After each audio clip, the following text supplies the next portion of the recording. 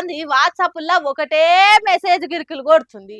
హైదరాబాద్లో దుకాన్లు, షోరూమ్లు, హోటల్ అన్ని 10:30కే బంద్ పెట్టాలి.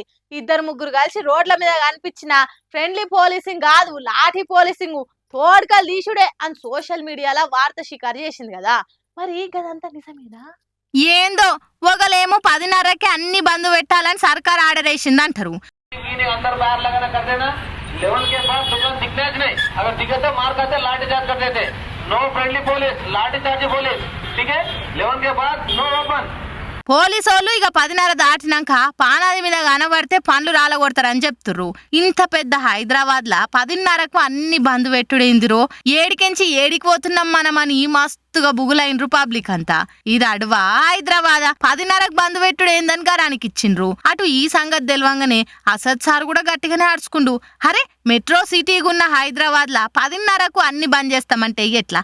పబ్లిక్ ఎంత తక్లీఫ్ అవుతుంది.